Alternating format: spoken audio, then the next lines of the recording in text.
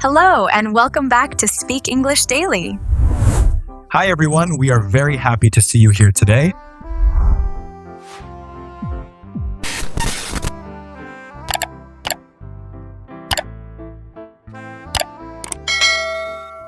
Hey everyone, welcome back to Speak English Daily, the place where you improve your English by listening to real conversations.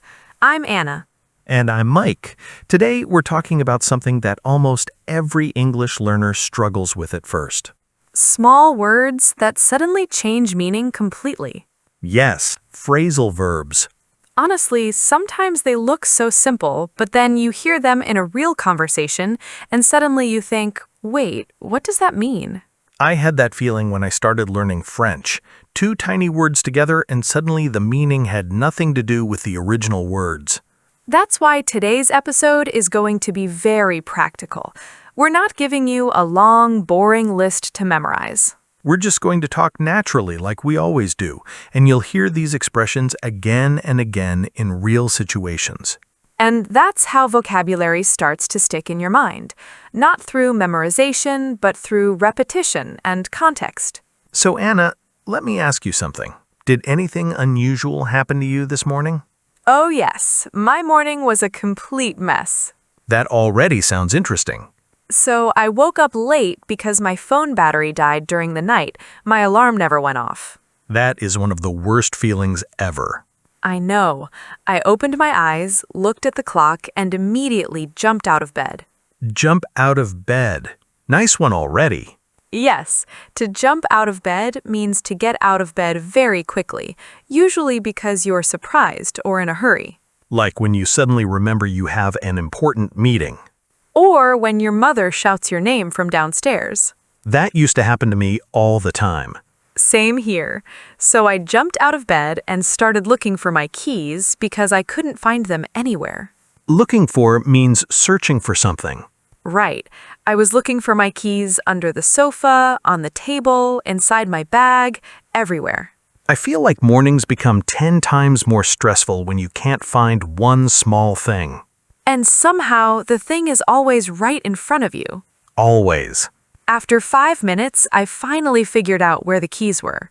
Figure out. That's a very important phrasal verb. Yes, figure out means to solve something or understand something after thinking about it. Like, I can't figure out this math problem. Or, she's trying to figure out how this app works. So, where were your keys? Inside my jacket pocket. Of course they were. The funny thing is, I checked the jacket twice. That happens when you panic. Your brain stops working properly. Seriously. Then I quickly put on my shoes, grabbed my bag, and ran outside. Put on is another one people hear every single day. Yes, put on simply means to place clothing on your body.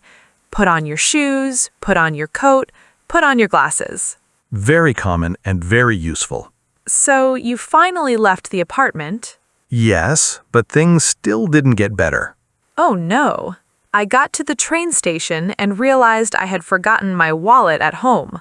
That is painful. I just stood there for a few seconds thinking about my life choices. Did you go back home? I almost gave up and decided to stay home for the whole day. Give up, another great phrasal verb. Give up means to stop trying because something feels too difficult or frustrating. People often say, don't give up. Especially when someone is learning a language. Very true. In the beginning, English can feel overwhelming. But if you keep practicing, things slowly become easier. And there's another phrasal verb, keep practicing. Yes, keep on means continue doing something. Keep on reading, keep on listening, keep on improving. It's encouraging. It gives energy to the conversation. So what did you do after you realized your wallet was missing? I called my sister and asked her to help me out. Help me out. I love that one. Me too. It sounds very natural and friendly. Help out means to help someone with a problem or situation. For example, can you help me out with this project? Or, thanks for helping me out yesterday. My sister saved my morning, honestly. Sisters are good at that sometimes. Sometimes. Only sometimes? Well, she also laughed at me for 5 straight minutes. That sounds more realistic. She brought my wallet to the station, and finally I calmed down a little. You know what I like about all these expressions? What? They don't sound like textbook English. They sound alive. That's such a good way to describe it. Native speakers use these expressions constantly without even noticing. And when learners start understanding them naturally, their listening improves so much. Because movies, podcasts, interviews, friends, coworkers, everyone uses phrasal verbs. Constantly. Also, learners should remember something important. You don't need to memorize 50 phrasal verbs in one day. Not at all. Even learning one or two and using them naturally is already progress. The secret is hearing them again and again in real situations. That's why conversations help so much more than vocabulary lists. And honestly, stories make everything easier to remember. Definitely. I still remember expressions better when they are connected to a funny moment. Like your missing wallet disaster. Please don't remind me. Too late. It's already part of the podcast now. You know, this conversation reminds me of something that happened at work last week. Uh-oh. Whenever you say that, I know there's a story coming. There's always a story coming. Fair enough. What happened? So, my manager asked me to take over a presentation because one of my coworkers got sick at the last minute. Take over. That's a very useful one for work situations. Yes, take over means to start doing something for another person, like when someone is absent and you suddenly become responsible for their task.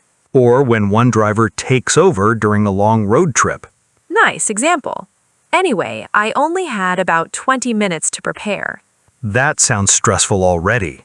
It was. I had to go through all the slides really quickly. Go through means to review or examine something carefully. Right.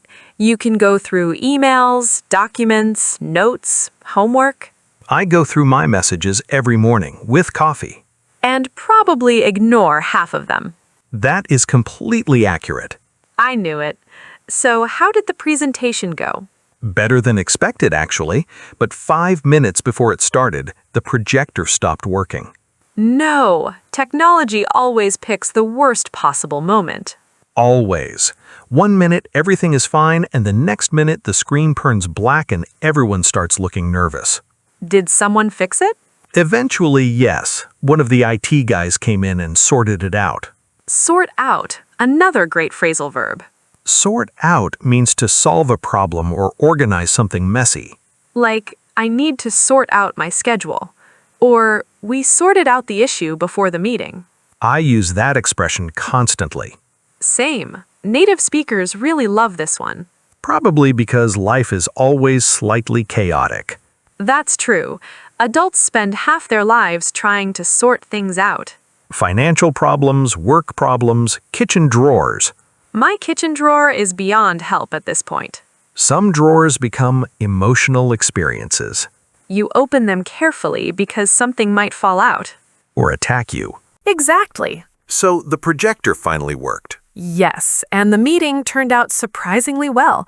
Afterward, my manager came up to me and said, "Thanks for stepping in today." Step in. I like that expression. Me too. Step in means to become involved in a situation when help is needed. Parents step in when children are fighting. Teachers step in during problems at school. Friends step in during difficult moments. It feels supportive and dependable. Speaking of school, I remember a teacher who used phrasal verbs all the time without realizing it. Really? Every class, she would say things like, hand in your homework or clean up your desks. Those are such common classroom expressions. Hand in means to give something officially to a teacher or manager. Students hand in assignments. Employees hand in reports. And clean up means make a place tidy. Parents definitely use that one a lot. My mother used it like a daily motivational speech. Mine too. I think clean up your room is an international sentence. Probably translated into every language on earth. Did you actually clean your room when she asked? Eventually. That means no. That means not immediately. Very diplomatic answer. Thank you. You know another phrasal verb I hear constantly at home? Which one? Turn off. Ah, yes, a classic. turn off the lights, turn off the TV, turn off the fan. Parents love that expression too. Especially when electricity bills arrive. My father used to walk into rooms dramatically and switch everything off while giving a speech. That is such a dad thing to do. He acted like one light bulb could destroy the family financially, Meanwhile, every light in the house was on because of us. including rooms nobody was even using. Honestly, children treat houses like airports sometimes. That's true. And the opposite is turn on. Turn on the computer, turn on the air conditioner. Very basic, but extremely important for daily English. Sometimes the most common expressions are the most valuable ones. Because learners hear them every day in real life. That's something people forget. Fluency isn't only about advanced vocabulary. It's about understanding natural speech comfortably. Small expressions create smooth conversations. Also, phrasal verbs often make English sound softer and more natural. That's a really good point. For example, saying, "I'll look into it," sounds more conversational than "I will investigate it." Oh, look into. That's another useful one. Yes, look into means to examine or check something carefully. Companies look into problems. Managers look into complaints. Students look into universities before applying. I looked into buying a guitar once. Once, Then I remembered I cannot play the guitar.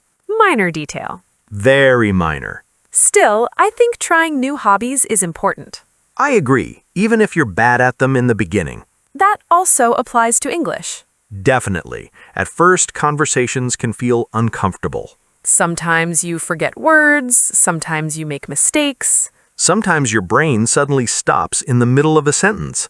That happens to me in my own language too. Same here. But little by little, things become more natural. Especially when you hear vocabulary repeatedly in conversations like this. You start recognizing expressions immediately. Then one day you suddenly use them without thinking. And that's the moment when your confidence really starts growing. Which honestly feels amazing. A lot of listeners understand phrasal verbs when they read them, but they still feel nervous using them while speaking. That's very common.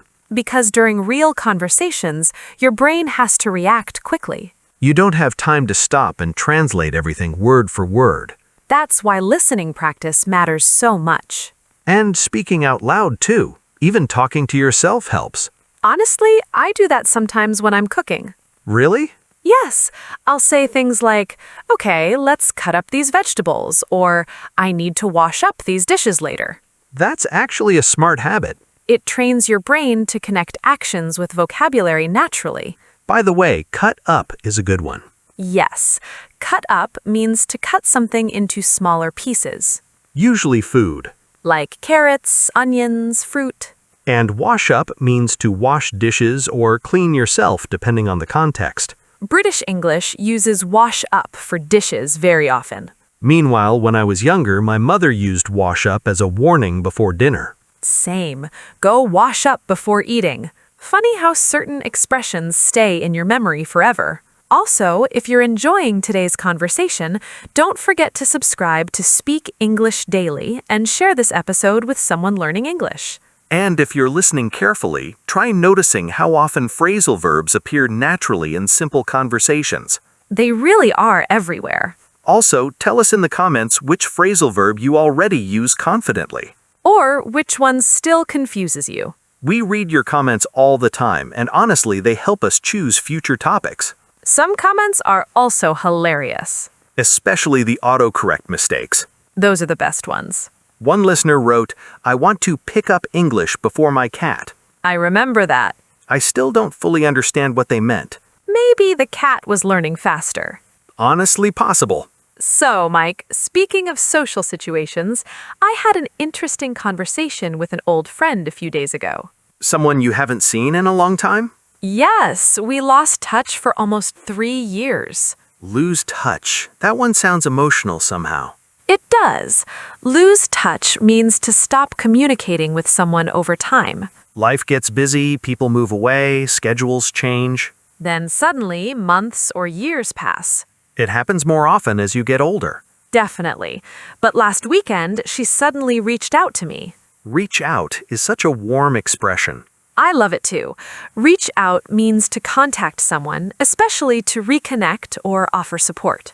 Friends reach out after difficult moments. Companies reach out to customers. Sometimes people reach out just because they miss someone. Which is what happened here. She sent me a message saying, "Hey, it's been too long." That sentence immediately makes you nostalgic. It really does. So, did you meet up? Yes, we met at a small coffee shop near the river. Meet up is another super common phrasal verb. Very common. Meet up means to meet someone socially. We met up after work. Let's meet up this weekend.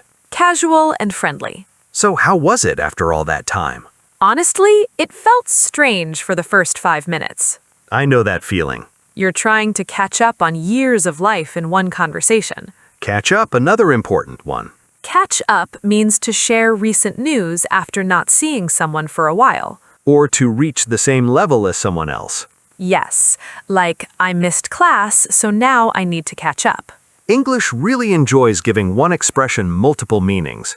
It keeps life interesting. Or confusing. Both. So what did you talk about? Everything. Work, family, travel, relationships. At one point, we started talking about school memories and completely cracked up laughing. Crack up. Crack up means suddenly start laughing very hard, usually because something is unexpectedly funny. She reminded me of a school presentation where I forgot my lines halfway through. Oh no. I just stood there silently while my teacher looked disappointed. That sounds painful. Then my best friend stepped in and started talking to save me. A true hero. Honestly, yes. I had a similar moment once during a class performance. What happened? I accidentally knocked over a chair while walking onto the stage. Please tell me you recovered smoothly. Absolutely not. That makes the story better. The full audience cracked up, including the teacher. At least everyone enjoyed the performance. Just not for the intended reason. Those embarrassing moments somehow become the funniest memories later. That's very true. Also, reconnecting with old friends reminds you how important relationships are. Especially nowadays when everyone is busy and distracted. Sometimes all it takes is one message to bring someone back into your life. And honestly, reaching out first can feel scary sometimes. Very scary. But usually people are happier to hear from you than you expect. That's such a nice reminder. Life moves quickly. People move away, jobs change, routines change. But meaningful connections still matter. Probably more than ever. And conversations like these are also great for language learning. Because emotions make vocabulary easier to remember. You remember words connected to stories much longer. Especially funny or emotional stories. Like your tragic chair accident. I was hoping everyone forgot about that. Never. That story is part of history now. I regret telling you these things sometimes. No, you don't. Honestly, no. It's more fun this way. Speaking of embarrassing situations, have you ever had a misunderstanding because of a phrasal verb? Oh yes, a very bad one actually. Now I'm interested. Years ago, one of my coworkers said, "Can you drop off these papers at the front desk?" That's a useful one already. Yes, drop off means to deliver something somewhere. Or to take someone somewhere quickly. Right. You can drop off documents, packages, or even friends on your way somewhere. So what went wrong? Well, at that time, I only knew another meaning of drop off. Falling asleep? Exactly. Oh no. So for a few seconds, I genuinely thought he wanted me to sleep at the front desk. I'm trying very hard to not laugh. Please fail. I already failed. That's amazing. English can create very strange moments sometimes. That's why context matters so much. Always. The situation usually tells you which meaning is correct. And honestly, learners should not panic when they don't understand something immediately. Native speakers misunderstand things too. All the time. Sometimes people speak too fast, sometimes the room is noisy, sometimes your brain is tired.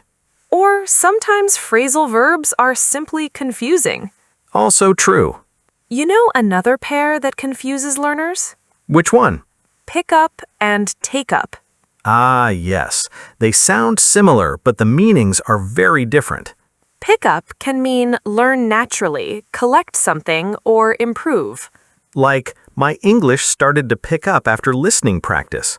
while take up usually means start a new hobby or activity. I took up photography last year. She wants to take up yoga. One is about gaining or collecting something, the other is about starting something new. Small difference, but very important. That's why examples help much more than dictionary definitions sometimes. Definitely, real situations make meanings clearer. Actually, I recently tried to take up cooking. Tried? That word is important. I'm already worried. Things started badly when I mixed sugar and salt. That is a terrible beginning. The recipe completely fell apart after that. Fall apart is another great expression. Yes, fall apart means something fails completely or breaks into pieces emotionally or physically. Plans can fall apart. Relationships can fall apart, Even cakes can fall apart, apparently. especially my cakes. Did anyone eat it? My friend tried to support me emotionally, but after one bite, he quietly put the fork down. That reaction says everything. Then he told me maybe I should stick to ordering food instead. Honestly, true friendship includes honesty. Painful honesty. You know, there's another expression similar to give up, but softer. Back out? Yes, back out means to decide not to do something you previously agreed to do. Like canceling plans at the last minute. Exactly. She backed out of the trip.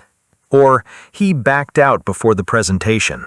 It's different from give up because with give up, you usually stop because something is difficult.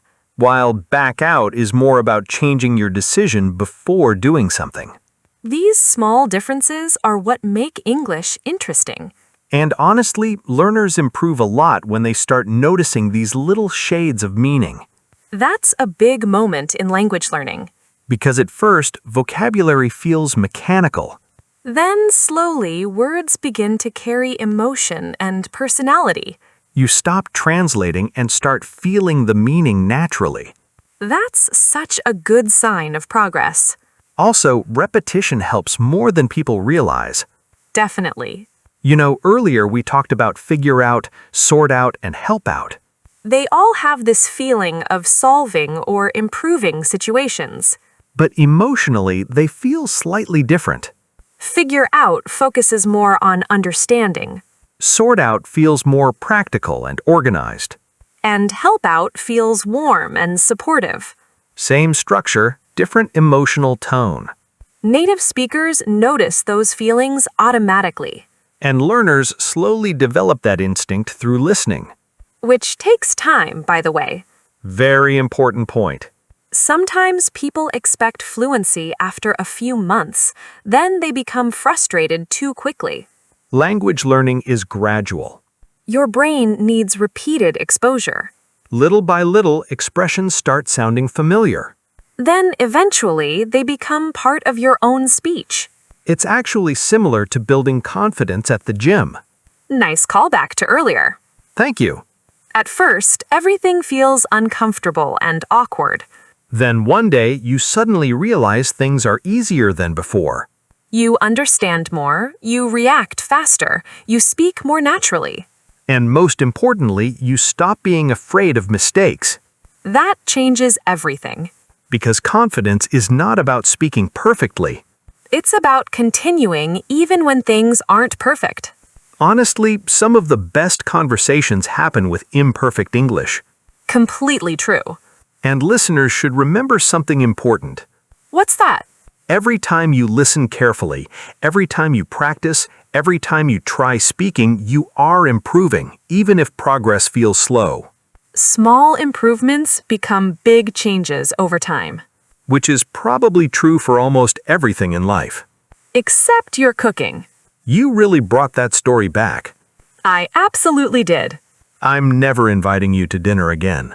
That's fine. I like restaurants anyway. Probably safer for everyone involved. Definitely safer. You know, today's conversation really shows something important about phrasal verbs. That they're everywhere? Everywhere. At work, at home, with friends, during stressful moments, funny moments, awkward moments. They're part of daily English in such a natural way. And once you start noticing them, you suddenly hear them all the time. Which is actually a great sign. Because it means your listening is improving. Earlier, we talked about figure out, look for, put on, help out. Then we moved into expressions like sort out, take over, hand in, clean up. And later, we talked about emotional and social expressions too. Lose touch, reach out, meet up, catch up. Those kinds of expressions make conversations sound warm and human. They really do. And honestly, that's one reason native conversations can feel difficult at first. Because people don't usually speak in textbook English. They use short, natural expressions constantly. Sometimes without even realizing it. But here's the good news. The more you listen, the more familiar these patterns become. At first, maybe you only recognize 1 or 2 expressions. Then suddenly you notice 5. Then 10. Then one day you start using them yourself naturally during conversations. That moment feels amazing. It really does. I still remember when I first started learning another language and suddenly understood an entire conversation without translating in my head. That's such a rewarding feeling. You realize your brain is finally connecting directly to the language. And honestly, that only happens through consistent exposure. Little by little. Not overnight. Sometimes learners become discouraged because progress feels slow. Especially when they compare themselves to other people. That comparison can really damage confidence. Everyone learns differently. Some people speak quickly but struggle with listening. Others understand everything but feel shy speaking. Some learners love grammar. And some people immediately fall asleep during grammar explanations. I think we all know which group you belong to. I prefer selectively academic. That is a very creative description. Thank you very much. But seriously, language learning should feel alive. That's why conversations matter so much. Stories, emotions, humor, real situations. Those things help vocabulary stay in your memory longer. Which is why we didn't just read definitions today. We used the expressions naturally again and again, because repetition works best when it feels relaxed. Not forced. Also, listeners should not worry if they still feel confused sometimes. Confusion is part of learning. Even advanced learners occasionally hear expressions they don't know. I still discover new phrases sometimes. Same here. Languages never really stop growing. That's part of what makes them interesting. So before we finish, let's give everyone a small challenge. Yes, something practical. Today, choose 3 phrasal verbs from this episode. Only 3. Keep it simple. Then try using them in real life. Send a message to a friend. Write a short diary entry. Say the sentences out loud while walking around your house. You can even talk to yourself while cooking or cleaning. Honestly, that helps more than people think. For example, you could say, I need to clean up the kitchen. Or, I'm trying to figure out this problem. Maybe I'll reach out to an old friend this week. Small sentences build confidence. And confidence builds fluency. Also, don't be afraid of making mistakes. Mistakes are normal. Very normal. Sometimes mistakes even become funny stories later. Like my cooking disaster. Or your stage accident. I regret sharing personal information on this podcast. No, you don't. Honestly, no. It makes the conversations more real. Which is the whole point of Speak English Daily, helping people learn English through natural conversations that actually sound human.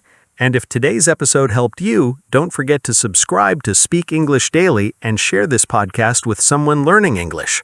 You can also come back and listen again later. The second listen always feels easier. And you'll probably notice expressions you missed the first time. That's how progress happens, slowly, naturally, step by step. Thanks so much for spending this time with us today. We really hope you enjoyed the conversation and learned something useful. Take care of yourselves, keep practicing, and keep listening to English every day. And we'll see you again very soon here on Speak English Daily. Bye, everyone.